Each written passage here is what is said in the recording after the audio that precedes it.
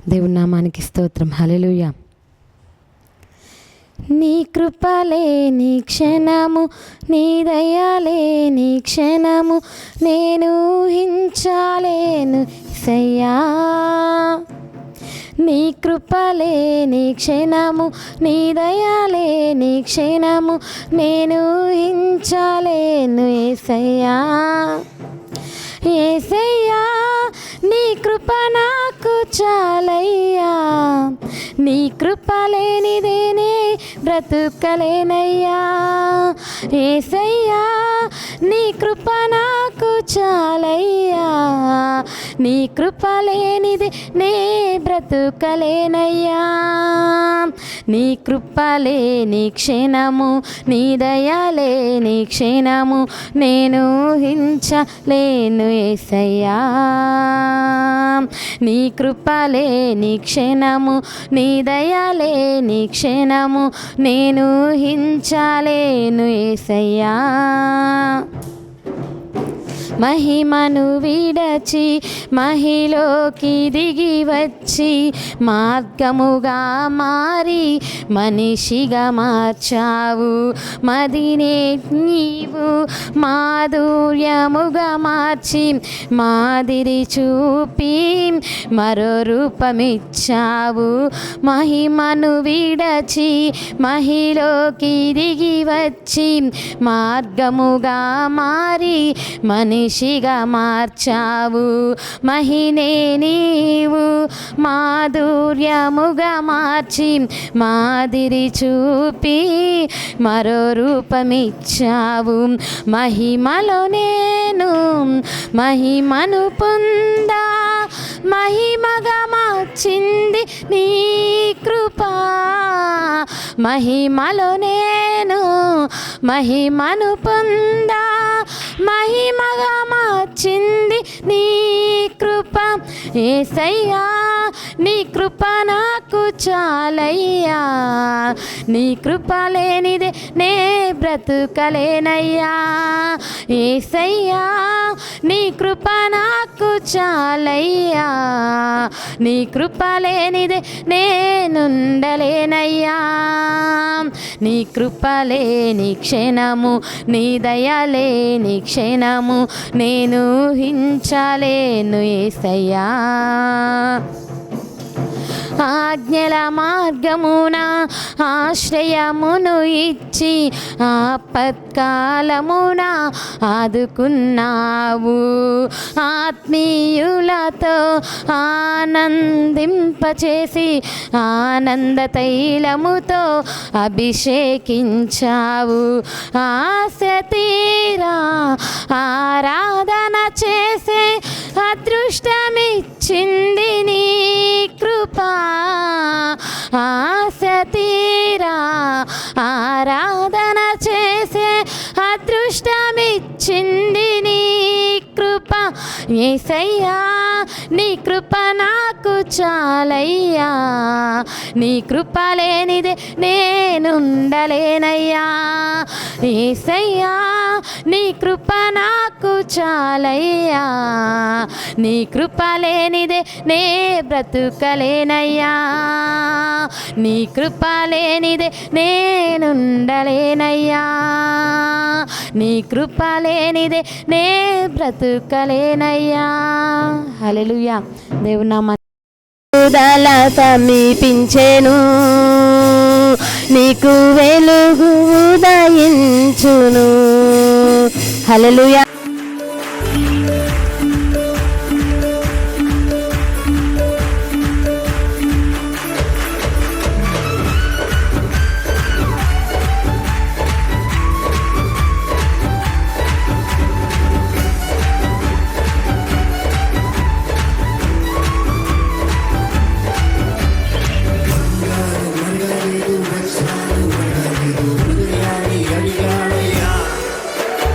Awesome.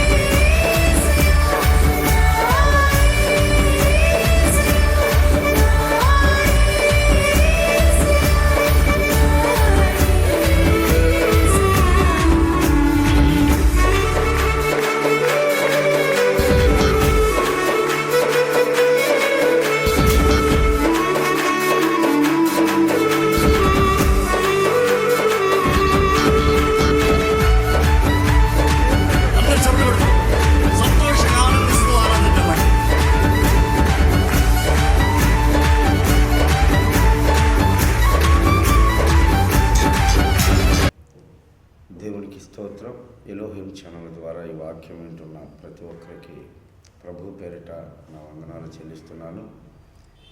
జీవము కలిగిన దేవుని వాక్యాన్ని వినబోచుండగా శ్రద్ధ కలిగి ఆలకిద్దాము. వాక్యము నిమిత్తం ప్రార్థన చేసుకుందాం. పరిశుద్ధుడా, పరమ తండ్రి, గొప్ప దేవుడా, మహాగరుడా, నీకు స్తోత్రాలయ్యా. చెప్పుచున్న ప్రతి మాట నీ మాట నాయన, విలువైన వెలకట్టలేని నీ మాటలు మేము వినుచుండగా నీ కృపను, నీ దయను, నీ ఆత్మను మాకు అందరికీ అనుగ్రహించి వాక్యానుసారంగా జీవించే భాగ్యాన్ని దయచేయమని, ఆత్మలో బలపరచమని యేసు నామమున అడుగుచున్నాను తండ్రి, ఆమేన్. ప్రభు శక్తిహీనులకు బలాభివృద్ధి కలుగజేసే దేవుడు, జీవము కలిగిన దేవుడు మన పట్ల ఆయన కార్యములను జరిగించాలి అంటే ముందుగా మనలో ఉన్నటువంటి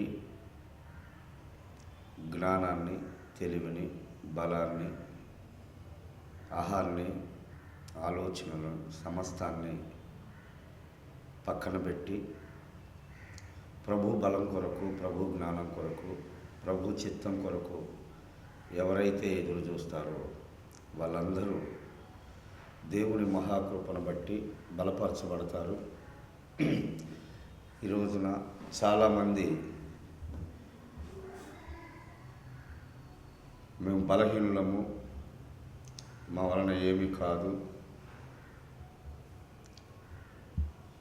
మా జీవితాలలో సంతోషం లేదు, సమాధానం లేదు, మేము ఆశీర్వదించబడటం లేదు, మేము అడిగినది పొందుకోలేకపోతున్నామని చాలామంది తమకు తాము బలహీనులుగా, తమకు తాను శక్తిహీనులుగా చాలామంది నిరాశపడుతున్నారు. అయితే దేవుని వాక్యం ఏం చెప్తుందంటే శక్తిహీనులకు ఆయన బలాభివృద్ధి కలుగు చేస్తాడని యెషయా గ్రంథం 40వ అధ్యాయము 29వ వచనాన్ని మనకు వాగ్దానంగా ఇస్తున్నాడు. సొమ్మసిల్లిన వారికి బలమిచ్చువాడు ఆయనే, శక్తిహీనులకు బలాభివృద్ధి కలుగు చేయవాడు ఆయనే. ఈ లోకంలో బలవంతులు అనుకొని, జ్ఞానవంతులు అనుకొని, ధనం ఉంది, అధికారం ఉంది, మంది ఉన్నారు, మాలబలం ఉందని చాలామంది విర్రవీగుతున్న వారిని చూసి బలహీనులైన వారు, బలం లేనివారు, ధనం లేనివారు చాలా నిరాశ, చాలా దుఃఖంలో ఉంటున్నారు. దేవుని బిడ్డలారా, నిజంగా దేవుడు ఎవరికి తోడు ఉంటాడంటే, నిజంగా దేవుడు ఎవరిని బలపరుస్తాడు అంటే ఆయన దీనులను, దరిద్రులను, తల్లిదండ్రులు లేని వారిని, బిడ్డలు లేని వారిని, యథోరాల పట్ల వేద్యమాడే దేవుడు. దీనులను ఆయన ఖచ్చితంగా ఆదరించేవాడు. శక్తిహీనులను ఆయన ఖచ్చితంగా బలవంతులుగా చేసే దేవుడు. భయపడొద్దు.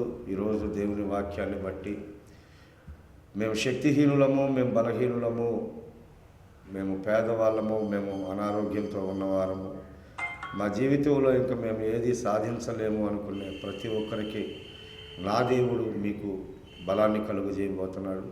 నా దేవుడు మిమ్మల్ని శక్తివంతులుగా మార్చబోతున్నాడు.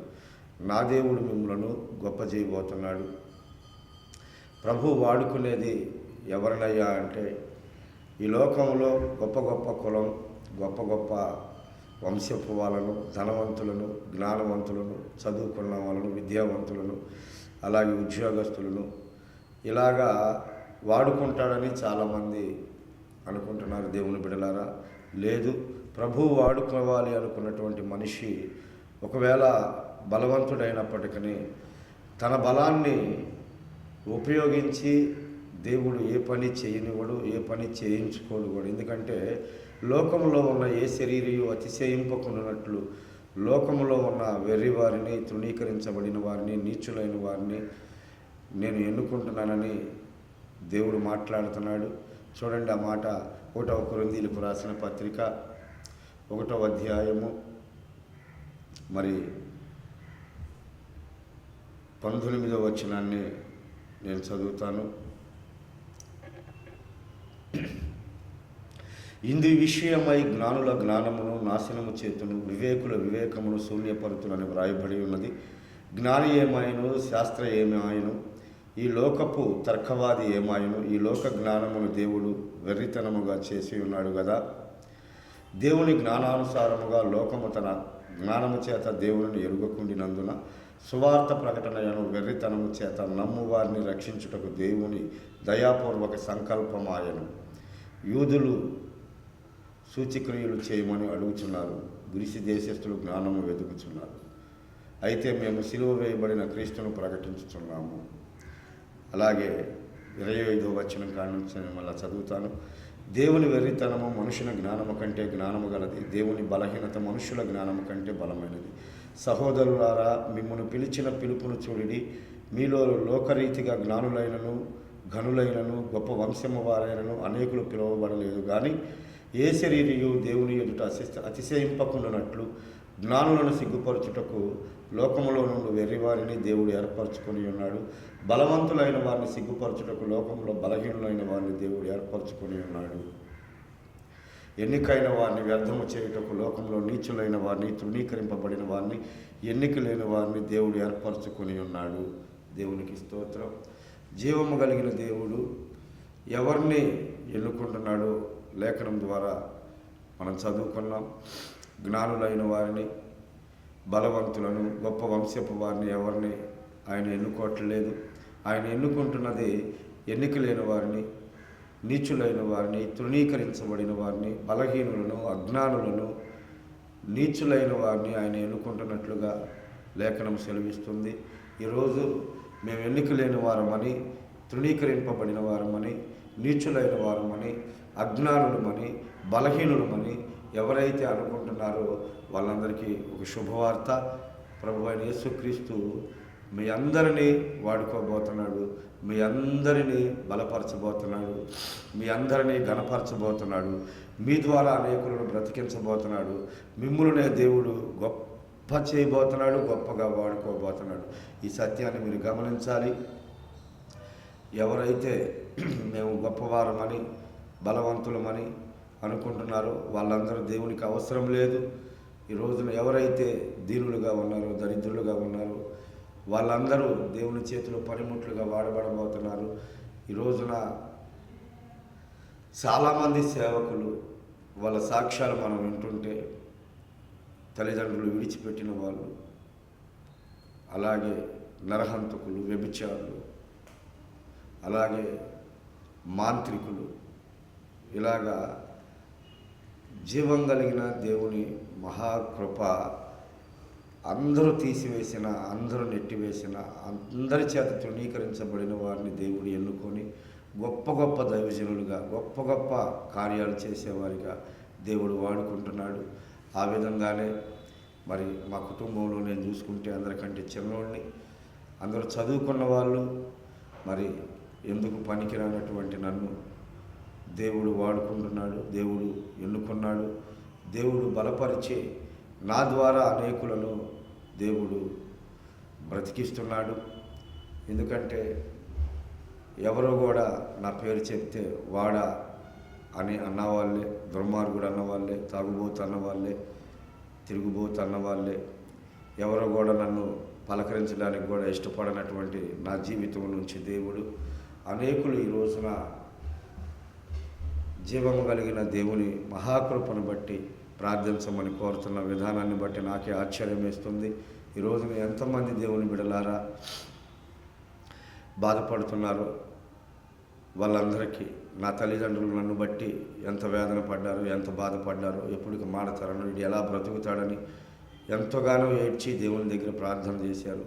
ఈ రోజున ఎంతమంది అయితే తల్లిదండ్రులు వాళ్ళ బిడ్డల కొరకు నాలాంటి స్థితిగతుల్లో ఉన్నటువంటి వారిని బట్టి ప్రార్థన చేస్తున్నారు. వాళ్ళందరికీ యేసుక్రీస్తు ప్రభు వారి పేరిట ఒక సత్యాన్ని, ఒక నిజాన్ని నేను చెప్పబోతున్నాను. నన్ను నిలబెట్టి వాడుకుంటున్న దేవుడు మీ బిడ్డలను కూడా నిలబెట్టి వాడుకుంటాడు. నీ బిడ్డలను కూడా మారుస్తాడు, నీ బిడ్డలను కూడా బలపరుస్తాడు. జీవం కలిగిన దేవుని మహాకృపను బట్టి శక్తిహీనులకి ఆయన బలాభివృద్ధి కలుగు చేసేవాడు. ఆయన 90 సంవత్సరాల శారమ్మను, 100 సంవత్సరాల అబ్రహామును బలపరిచిన దేవుడు, గర్భాన్ని తెరిచిన దేవుడు, కుమారుని అనుగ్రహించిన దేవుడు, ఆ వయస్సులో వారిని సంతోషపెట్టిన దేవుడు, మరి సొంత తమ్ముని కుమారుడు లోతు విడిచిపెట్టి వెళ్ళిపోయినప్పుడు మరి దేవుడు ఆయనను బలపరిచి కుమారుణ్ణిచ్చి వాళ్ళకి నవ్వు కలుగు చేశాడు. ఆ వయస్సులో ఇది ఎవరైతే ఈ రోజున బిడ్డలు లేరని, ఈ రోజున అయిన వాళ్ళు లేరని, ఈ రోజున పలకరించే దిక్కు లేదని బాధపడుతున్నారు, వాళ్ళందరికీ దేవుడు తోడై ఉంటాడు. వాళ్ళందరి నోట నవ్వు కలుగు చేస్తాడు. దేవుని బిడ్డలారా, మీరు ఆలోచన చేయండి. దేవుడు గొప్ప గొప్ప వారిని ఎప్పుడు వాడుకోడు. దేవుడు తృణీకరించబడిన వారిని, ఎన్నిక లేనటువంటి వారిని ఆయన వాడుకుంటాడు. బాలురు యొక్క స్తుతుల మీద ఒక దుర్గమును స్థాపిస్తానని ప్రభువు మాట్లాడాడు. చూడండి, ఆ మాటను కూడా నేను మీకు చూపిస్తాను. మత్తయి సువార్త 21:6 కాడ నుంచి చదువుకుంటే మీకు అక్కడ ఆ మాటలు కనబడతాయి. బాలురు యొక్క స్తుతుల మీద ఒక దుర్గాన్ని స్థాపిస్తాడంట. ఎవరైతే చంటి పిల్లల లాంటి మనస్తత్వం కలిగి ఉంటారో, ఎవరైతే దేవుని ఎదుట కల్మషం లేని మనస్సు కలిగి ఉంటారో వాళ్ళందరిని బట్టి దేవుడు వాడుకుంటాడు. దేవుని బిడ్డలారా, మరి యేసుక్రీస్తు ప్రభువారు అరణ్యములో వాక్యం చెప్తున్నప్పుడు 3 రోజులు అందరూ ఆహారం లేకుండా ఉన్నప్పుడు ఒక చిన్న పిల్లవాడి దగ్గర 5 రొట్టెలు 2 చిన్న చేపలను తీసుకొని మరి 5,000 మంది ఆహారం పెట్టగా ఇంకా 12 గంపలు మిగిలేటట్లుగా దేవుడు ఒక గొప్ప అద్భుతాన్ని చేశాడు. అంటే ఆ చిన్న పిల్లోడి ద్వారానే, ఆ చిన్న పిల్లోడు ఇచ్చినటువంటి 5 రొట్టెలు 2 చిన్న చేపల ద్వారానే దేవుడు అద్భుతం జరిగించాడు. వాళ్ళనే ప్రభు వాడుకుంటాడు. చిన్న పిల్లల లాంటి మనస్తత్వం కావాలి. దేవుని బిడ్డలారా, ఈ లోకంలో మనకు అలాంటి మనస్సు రావాలి అంటే ముందు మనం చేయాల్సిన పని దేవుని చిత్తానికి మనల్ని మనం అప్పజెప్పుకోవాలి. ఈ లోకంలో కామక్రోధ మదమాశ్చర్యాలతో, రాగద్వేషాసూయలతో, పగ ప్రతీకారాలతో, అహంకారం గర్వంతో, మరి వ్యభిచారం, దొంగతనం, త్రాగుడు, జోదము, కొట్టడము, తిట్టడము, ఇలాంటి లోకంలో ఉన్న ప్రతి పాపము మన హృదయంలో పెట్టుకొని మనము దేవునిలో ఎదగాలన్నా, దేవుని ద్వారా కార్యాలు జరిగించుకోవాలన్నా మన వల్ల కాని పని. మనలో ఉన్నటువంటి ఈ లోకానుసారమైనటువంటి ఆ కుళ్ళు కుతంత్రాలు, ఆ పాపము మనలో నుంచి పోతే కానీ దేవుడు మనల్ని వాడుకోడు. మనం పరిశుద్ధపరచబడాలి, మనం పవిత్రపరచబడాలి. అప్పుడే చిన్నపిల్లల లాంటి మనస్సు కలిగి ఉంటాం. మనము ప్రార్థన ఆత్మతో నువ్వు ఎప్పుడైతే ప్రార్థన చేయటం ప్రారంభిస్తావో, ఎప్పుడైతే నువ్వు ప్రార్థనలో దేవుని పాదాలు పట్టుకుంటావో, అప్పుడు నీలో ఉన్నటువంటి ఆ పాప ఆ స్వభావం క్రమక్రమేణా పోయి నీలోనికి పరిశుద్ధాత్ముడు వచ్చి ఆ పరిశుద్ధాత్మ ద్వారా నువ్వు చేసే ప్రతి కార్యాన్ని, దేవుడు చేసే ఆ కార్యాలలో నీవు నీతిగా నడుచుకోవడానికి, యథార్థంగా నడుచుకోవడానికి నీ మనస్సు ప్రేరేపించబడింది. నీవు దేవునికి ఇష్టడుగా, ఇష్టరాలుగా మార్చబడగలుగుతావు. నీలో ఉన్నటువంటి ఆ పాప స్వభావం పోవాలి అంటే ప్రార్థన చేయాలి. ఒక దైవజనుడు చెప్పాడు, పాపం చేసేవాడు ప్రార్థన చేయడు, ప్రార్థన చేసేవాడు పాపం చేయడు అని. ఈ రోజున పాపములో ఉన్న నీవు ప్రార్థించగలిగితే నీ పాపాన్ని, నీ పాప స్వభావాన్ని క్రమక్రమేణా దేవుడు తీసేస్తాడు. ఈ రోజున మానవుని ఆశల కొలది, మానవుని ఇష్టాల కొలది, మానవుని కోరికల కొలది మానవుడు బ్రతుకుతూ ఉన్నాడు. ఆ కోరికలు, ఆ ఇష్టాలు, ఆ ఆశలు నీలో నుంచి ముందు పోవాలి. అవి పోతే కానీ దేవుని ఆత్మ నీలోనికి రాదు. దేవుని ఆత్మ నీలోకి వస్తే కానీ నువ్వు పరిశుద్ధంగా, పవిత్రంగా జీవించలేవు. అది జరగాలి అంటే దేవుని బిడ్డలారా, ఖచ్చితంగా ప్రతి ఒక్కరూ ప్రార్థన చేసే అనుభవంలో ఉండాలి. ఒక కూజా నిండా నీళ్ళు ఉన్నాయి, ఒక్క చిన్న రాయి వేసినా ఆ రాయి ఎంతైతే ఉందో అన్ని నీళ్లు కూజాల నుంచి బయటకు వెళ్ళిపోతాయి. అలాగే మానవుని పాప స్వభావము మనలో నుండి పోవాలి అంటే దేవుని ఆజ్ఞలు పాటించేవారముగా ఉండాలి. ప్రేమ, కరుణ, దయ, శాంతి, సమాధానం, సంతోషము, ఇలాగ కొన్ని దేవుని ఆజ్ఞలు, దేవుని మనస్సు మనలోకి వచ్చే కొద్ది మనలో ఉన్నటువంటి మన ఆశలు, మన కోరికలు అవి పోతూ ఉంటాయి. అవి పోతూ ఉన్న సమయంలో దేవుని ఆత్మ బలంగా నీ మీద పనిచేసింది. ఎందుకంటే రక్షింపనేరకై ఉండినట్లు యెహోవా హస్తము కురుచు కాలేదు, వెననేరకై ఉండినట్లు ఆయన చెవులు మందము కాలేదు. మీ దోషములు మీకును మీ దేవునికి అడ్డముగా వచ్చినట్టు. ఆ అడ్డుగోడ పడేస్తే కానీ దేవుణ్ణి మనం చూడలేం, దేవునితో మనం మాట్లాడలేం, దైవ దర్శనాలు మనం చూడలేం, దేవుడు మనల్ని వాడుకోలేడు. అయితే ఆయన రక్షించడానికి ఇష్టంగా ఉన్నాడు. ఆయన రక్షించడానికి నిన్ను నన్ను ప్రేరేపిస్తూ ఉన్నాడు. మీరు ఆలోచన చేయండి.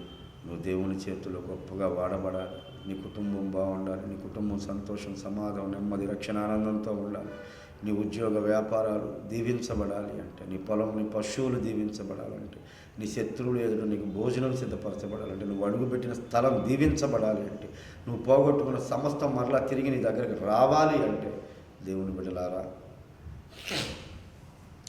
నేనేదో శక్తివంతుడు, నేనేదో బలవంతుడు, నేనేదో జ్ఞానవంతుడని నువ్వు అనుకోవద్దు. నీ బలము, నీ జ్ఞానము, నీ శక్తి అంతా తీసేసుకొని నీ ఆలోచనలు అన్నీ పక్కన పెట్టేసి దేవుని ఆలోచనల ప్రకారంగా దేవుని శక్తిని ఆశ్రయిస్తే, దేవుని పాదాల దగ్గరకు నువ్వు రాగలిగితే ఖచ్చితంగా దేవుడు నిన్ను వాడుకుంటాడు. ఖచ్చితంగా దేవుడు నువ్వు అడిగినవన్నీ అంతకు మించి నీ ఊహకి అందనంత దీవెనలు, అందనంత ఆశీర్వాదాలు, అందనంత వరాలతో నేను వాడుకుంటాడు. ఈ రోజున చాలామంది తమకు తాము ఎలా మానుకోవాలి, ఈ దురలవాట్లు ఎలా మానుకోవాలి, ఈ పాపపు ఆలోచనలు మనలో నుంచి ఎలా పోతాయి, ఈ పాపానికి నేను దూరంగా ఎలా ఉండగలుగుతాను, నా వల్ల కావట్లేదని చాలామంది అనుకుంటున్నారు. దేవుని బిడ్డలారా, వాళ్ళందరూ ఈరోజు ఈ వాక్యాన్ని వింటున్న ప్రతి ఒక్కరూ మీ పాపానికి దూరంగా ఉండాలి అంటే, మీరు పాపం చేయకుండా ఉండాలి అంటే, దానిని మానుకోవాలి అంటే ఒక్కటే మార్గం, దేవుని దగ్గర ఏకాగ్రతగా ప్రార్థించటానికి నువ్వు ముందు నీ మనస్సును నిలుపుకోవాలి. ఈ ప్రార్థన నువ్వు చేసే కొద్దీ నీలో ఉన్నటువంటి పాప స్వభావం క్రమక్రమేణా వెళ్ళిపోతుంది. నువ్వు దేవునితో ఎంత దగ్గరగా ఉన్నావో, దేవునికి ఎంత దూరంగా ఉన్నావో కూడా ఈ ప్రార్థనే నీకు తెలియజేసింది.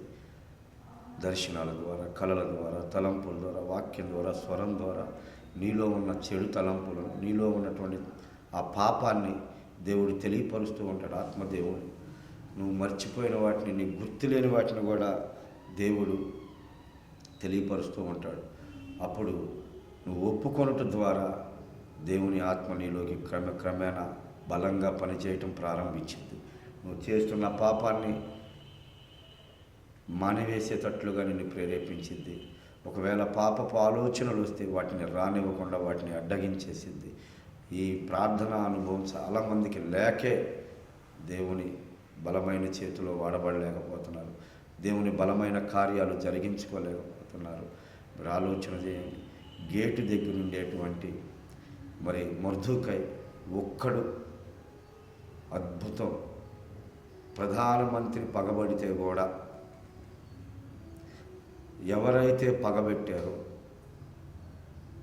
ఎవరైతే మొర్దెకైని చంపాలని గొయ్య తీశారో, ఉరికొయ్య తయారు చేయించారో, ఆ గొయ్యలో వాళ్ళే పడేటట్లుగా, ఆ ఉరికొయ్య మీద వారే ఉరితీయబడేటట్లుగా దేవుని మహాకృపను బట్టి, దేవుని దగ్గర మొరపెట్టిన విధానాన్ని బట్టి దేవుడు అద్భుతం జరిగించాడు.